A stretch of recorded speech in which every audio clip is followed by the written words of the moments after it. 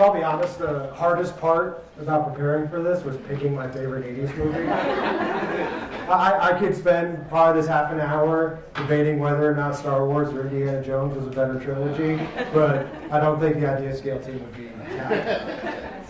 So my name is Pat Moy. I work in the innovation lab at First Data, and what I want to talk to you today is about how we approach problem solving and the perspective that we use, and hopefully give you all something to take back and use in your daily lives. So I'm going to quickly go through our innovation philosophy, and then I'm going to talk to you about the campaign we started and how we started it and how it came to fruition, what happened, and what we're doing next. And it's all part of this iterative process, which you've heard a little bit about design thinking. Some of you may be more familiar with that than others, but we live by design thinking every single day. And so it's all about getting things out there and learning every step of the way. So at First Data, we are, in the lab, we focus on three things. It's product innovation, client innovation, and employee innovation. I specialize in product and employee innovation. We have folks that specialize in client innovation, but really, at the end of the day, what it is solving problems. And what I like to call ourselves is agents of delight. Because without delight, you're not really going to change the world. And so, how do you find delight? It's not as easy as you would think. So what we do first is we assess the need. So our president came to the lab and asked us to start this open platform for collaboration and sharing of ideas. And he wanted it launched in 2 months. And my boss looked at me and said, "We can do that, right?"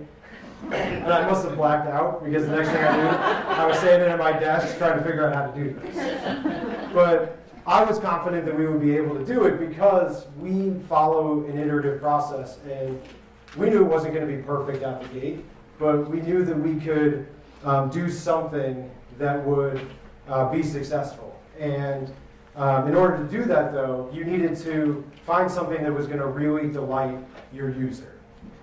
So leads us to the next step, which is understanding your user. So in order to actually really make a difference with the people that are using your platform, you have to think like they think. You have to understand how they go about their daily lives, the problems that they have, and how to make their day-to-day better. And so what I did was I put on my researcher hat, and I went around and did some guerrilla research at the company. I spent a couple days. I talked to about 12 or so different people and started building my profile of our typical user.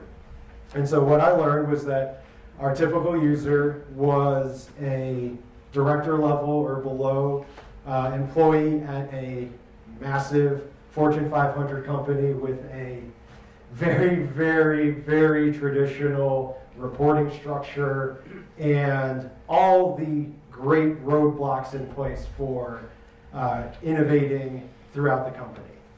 Think of it like the town in Footloose that outlawed dancing. Which makes me Kevin Bacon. So. But seriously, we had to really understand the problems that they were facing. And I'm relatively new to First Data. I've been there for about 1.5 years now. And what I also learned was that there was a SharePoint site where you could go and submit an idea. I don't know where those ideas went. I don't think anybody knows. I don't even know who built that form in the first place. And so what I learned was some of the motivators for why people would participate and some of the issues that they have and why they didn't participate. And so that leads you to defining the problem. And one of the things that, like my background's in product management, one of the things that's really, really important that's often overlooked is understanding the what and not just jumping straight to the how. And a lot of people will jump straight to the how because everybody likes solving problems. Everybody likes figuring out a solution. But if you don't understand the problem, then you're not going to be able to build a great solution. So what we always talk about is you can build the best mousetrap in the world, but if you don't have a mouse problem, what good is it? Yeah. And so what I learned was that our employees, they didn't think anybody would hear them if they submitted an idea, and they didn't know who to talk to evolve their idea and expand on it. We have this massive company with tons of different products and solutions, and having somebody in a call center come up with an idea, but they wouldn't know who to go talk to. They don't know the product teams. They don't know who's responsible for actually implementing that. And so there is that inherent hesitation with, if I don't know who to talk to, or I don't think my idea is going to be heard, then why would I submit one? So we decided that instead of just launching an idea submission platform, which would have been easy, we could have just said, here you go, submit your ideas, and we'll take a look at them or whatever. But the problem we were really solving for is, how do you make sure employees feel heard after submitting ideas? So it wasn't about the idea submission process. It wasn't about just being able to, put something out there. It was about, how do you make that employee feel like they are contributing and their idea is being respected, and the time that they invested in thinking about this and putting themselves out there was being returned. So now jumping into what we launched. So when we think about that problem, the problem we're trying to solve is really more of a process problem than anything. It's what happens after the idea was submitted.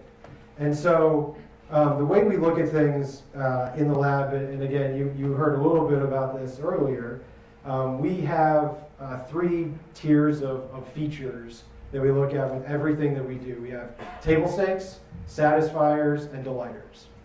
So our table stakes, that was the platform to submit ideas. Pretty basic. You need something to do. You need somewhere to submit the ideas. So we signed with IdeaScale, got it up and running. Josh was there and knows how hectic that was in those first 2 months.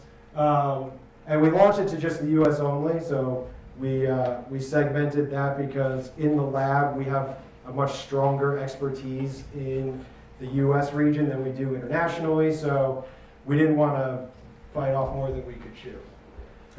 We wanted people to be able to log in with their first aid email. Simple enough. And we needed to have a good PR campaign. So this isn't Iowa. This isn't if you build it, they will come. I'm going to keep peppering all the kids. That's a 90s movie. No, 89. Oh. I told you, it was really hard for me. So a PR campaign, because people needed to know that this was available, and they needed to know not only that it was available, that there was a reason why they should participate. And so that gets us, so that's what we launched. I like this screenshot because my idea had the most votes at the time. we won't talk about that.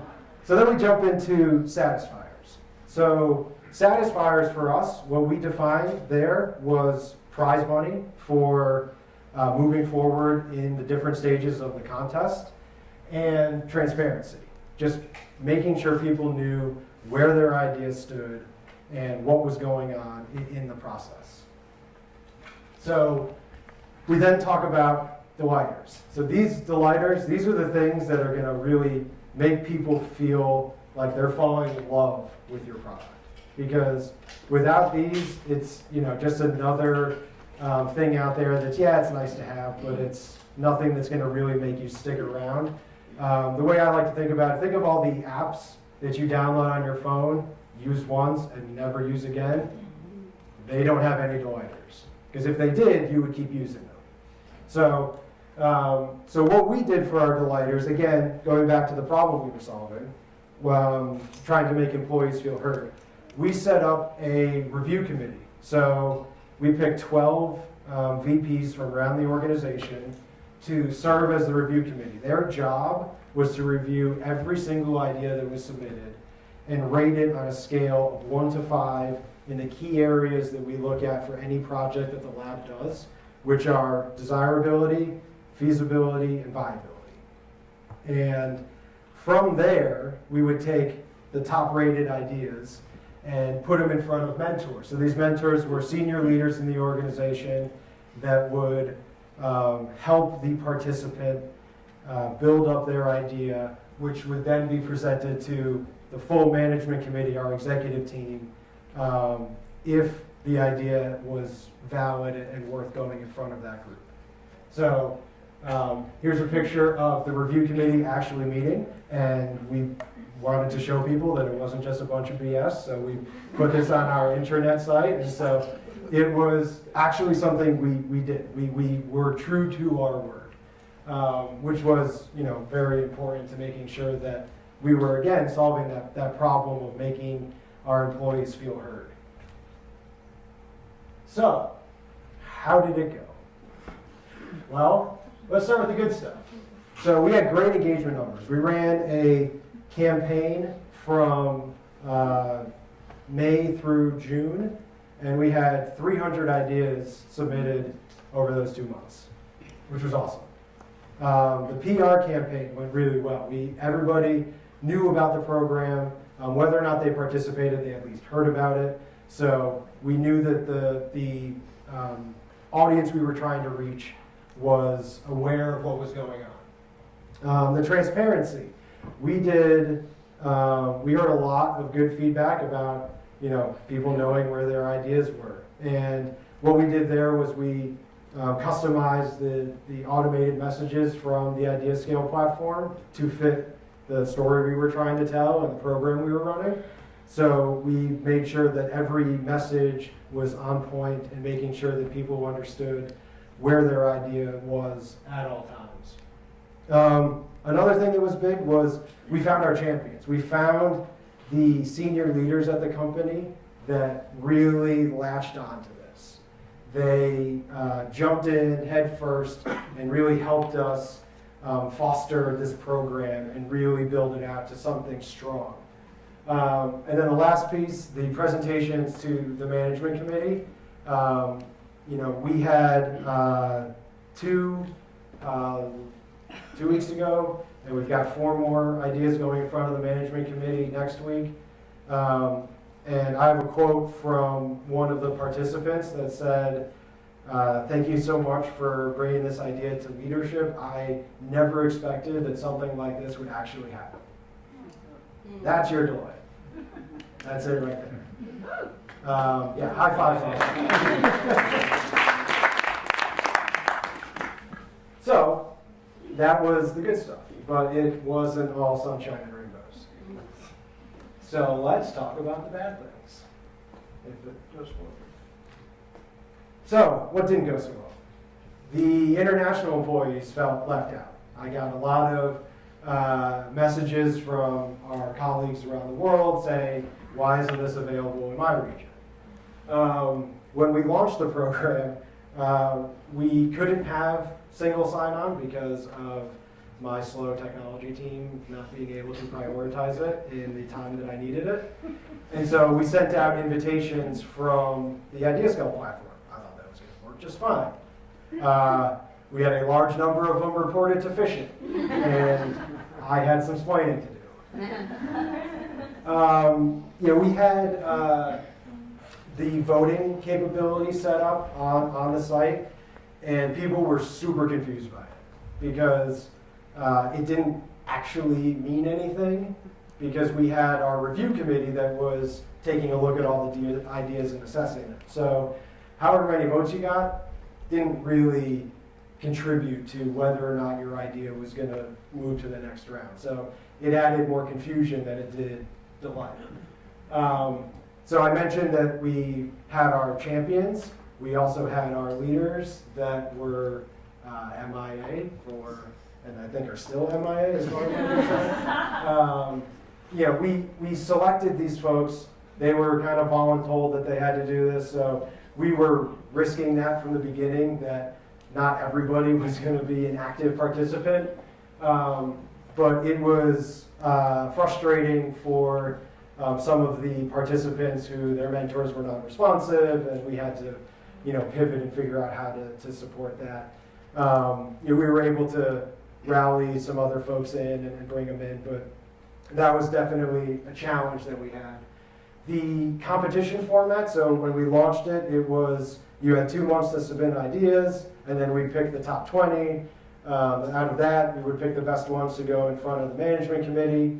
That doesn't really work for us because it sort of stifled the flow, and we had a lot of ideas being generated, and then all of a sudden it stopped because we closed the campaign. It also built up this huge backlog of all these ideas that we need to manage, and it was not something that was organic and just part of a more free-flowing idea generation process. Another problem we had was because the review committee was not everybody from every product, we didn't realize that some of the ideas that we selected as the top 20 were already in flight with certain product teams. I mean, it's a good thing, right? It's a good thing that we were like, hey, somebody submitted this idea, we thought it was a great idea, and we took it to a product team, and they're like, yeah, we're already working on it. So, I mean, it is some form of validation there, but it was challenging to have that knowledge about everything that First Aid is doing.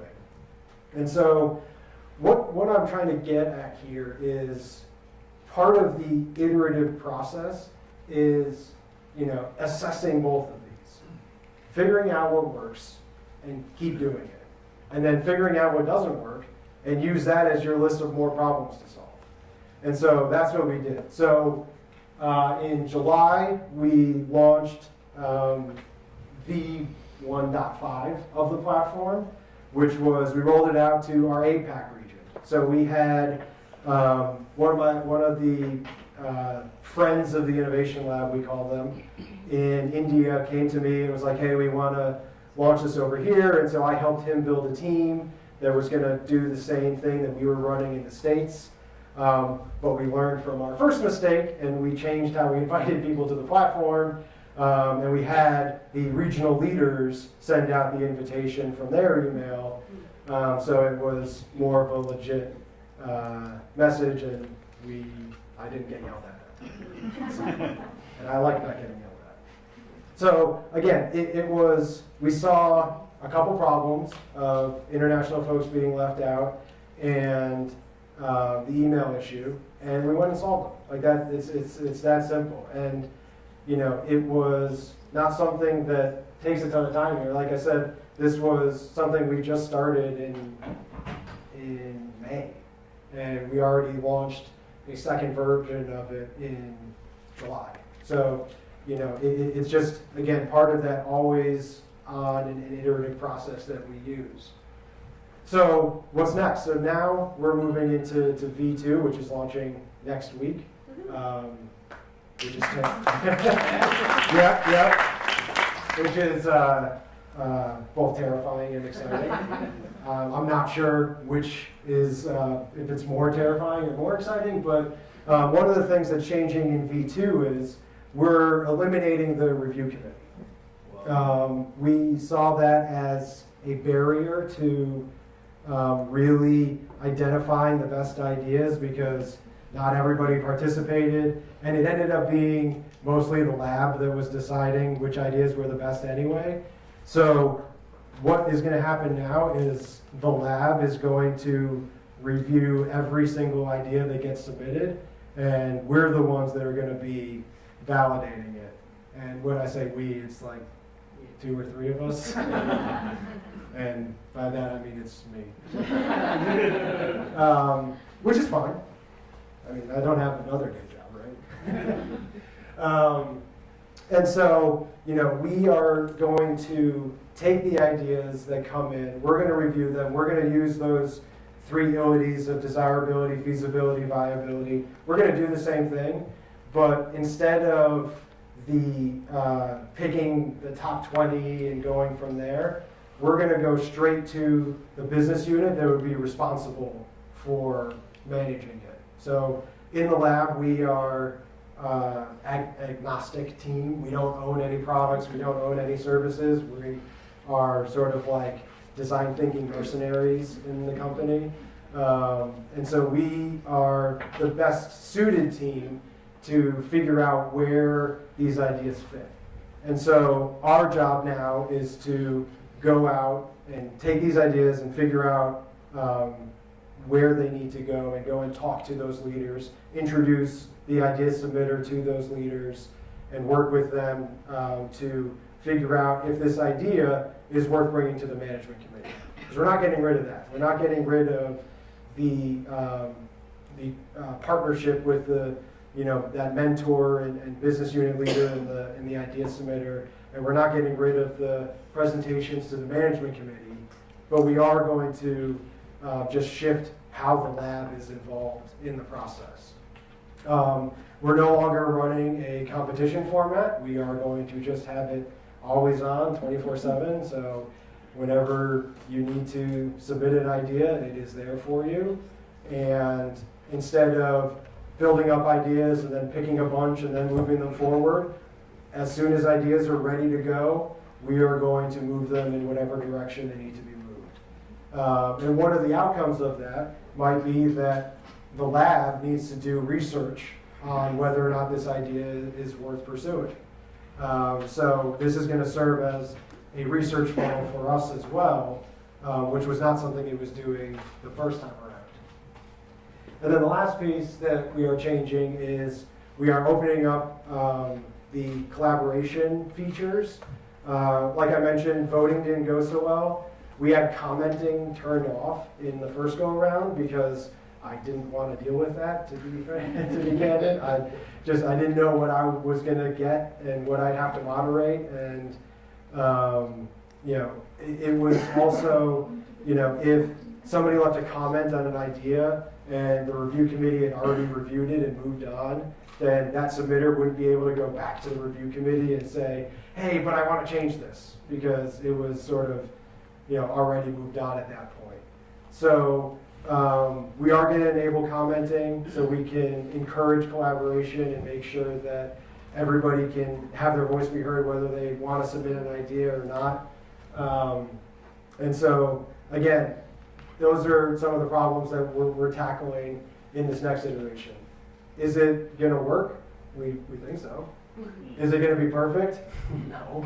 I'm going to run into more problems. I mean, that's part of what this is all about is, I never expect what we're doing to be perfect. I always expect to continue to learn and continue to iterate because, if you don't do this, then you're just going to be stuck doing the same thing over and over and over again.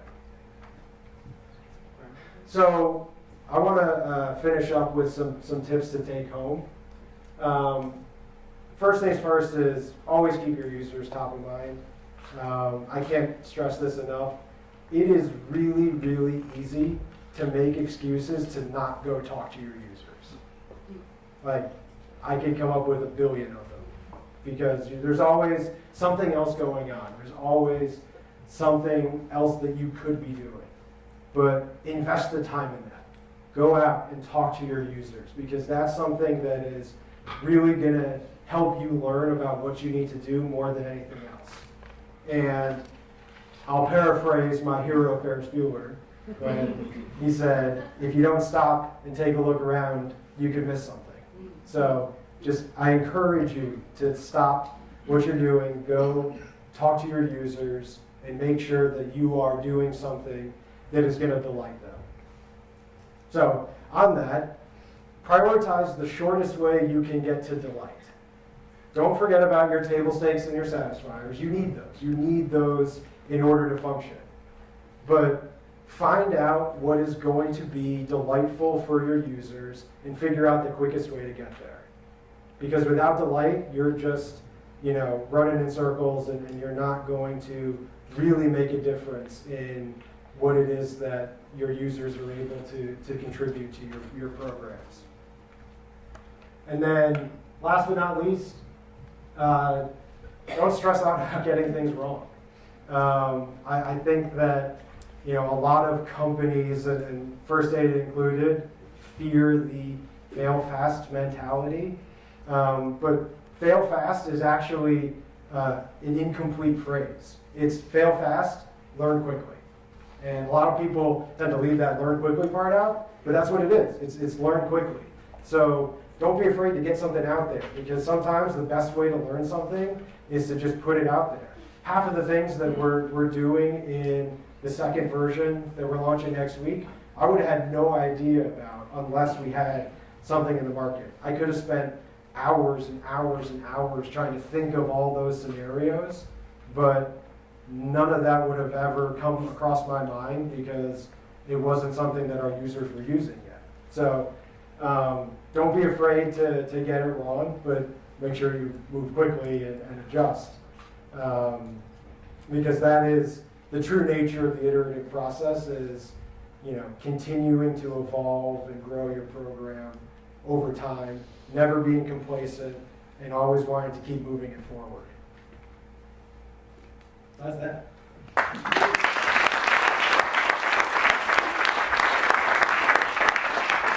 So yeah, any questions? So you had cash incentives? Yeah. Cash incentives? We did. Do you mind telling us what those were, or were they? Like the amount? Yeah. So if your idea was selected to be reviewed or selected to go to a mentor, so if it was one of the top 20 ideas, you got $1,000. Nice. If your idea was selected to go in front of the management committee, you got $2,500. Nice. So. Is that still going on?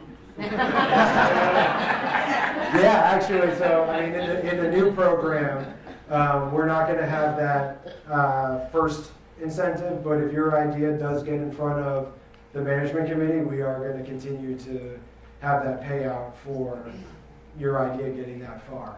Because part of this is, they're going to need to invest their time into building out this idea. It's not like, they're going to submit this idea and say, see you later, and have somebody else go figure it out. It's up to the idea submitter to really carry it forward, so we want to make sure they're compensated for doing that. At what point are you or is the lab handing the idea over and it's no longer your charge? Is it after the research and validation? At what stage do you let it go and send it to the business and it's... So I don't know. Like I said, this is really, really new for us. So we are going to figure that out. I think that the plan right now is we are going to see the idea, we are going to help shepherd and see the idea through until it reaches the management committee. So we are going to be a part of the process pretty much the whole time. I don't know to what extent, but I guess that'll depend on how much time I have. That's fun. How long did it take from the moment that you actually had access to the platform to your first campaign? What was the setup time and et cetera? I don't know, Josh, it was like 3 weeks. How long? Josh was your employee at that moment? No, it was, and that was one of the things that so when we were told to launch this program, part of the process of getting started was vetting the different vendors in this idea management software. And so we did like an extreme version of that where we vetted every single one in a matter of like 2 days.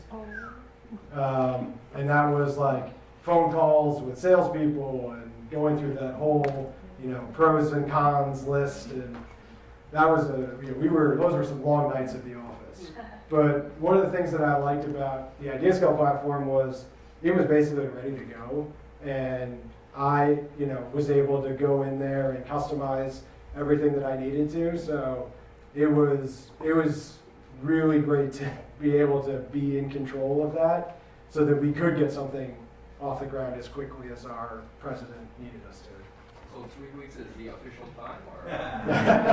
Yeah, I mean, it's really a blur. I really can't remember the exact amount of time, but from when I got the keys to the car to launching the first program was, just about a month.